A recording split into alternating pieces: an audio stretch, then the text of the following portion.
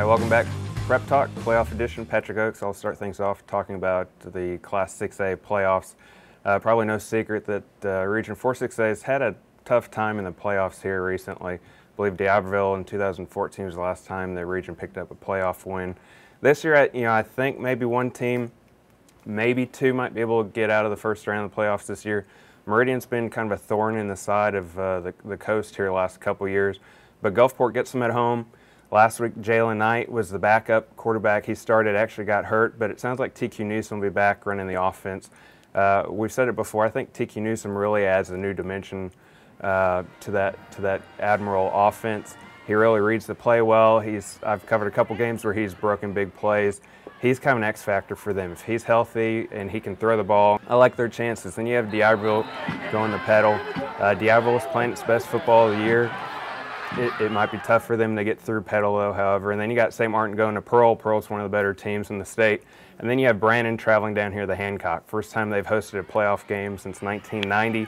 It's going to be tough to see maybe anybody else outside of Gulfport get through the first round, but I guess anything's possible. That's obviously why they play games on Friday night.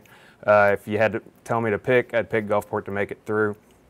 Now we're going to send it out to Hurley, where Patrick Magee is talking to the East Central Hornets. Thanks, Patrick. I'm here again with East Central head coach Seth Smith. West Lauderdale Friday night.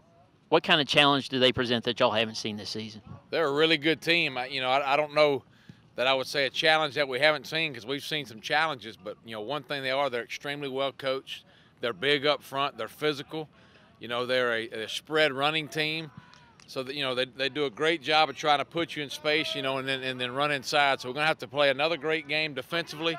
And just like every week, block, tackle, and give great effort. And if you do that, hopefully we'll have a chance to be successful. I think a lot of people knew what y'all had coming back, but whenever people see Avery White play for the first time, they're really impressed. What's unique about him as a player? I guess the biggest thing with him is his athletic ability. He's tall and rangy. He's almost 6'4", about 190 pounds. But the kid runs a 4.5. So, it's rare that you have that kind of size and speed put together. And with that combination, I think is the biggest reason why after you watch him play, you leave impressed. He's a special player. Have you been around a more consistent team? In my 14 years, have I been around a more consistent? Now, I've been on some really good teams, but I would say this is as consistent as any team. I've been blessed to be a part of some good ones at PQ and at Pearl Central, and this team is as good as any I've been a part of. Thanks, Coach, and we'll see you at the stadiums Friday night.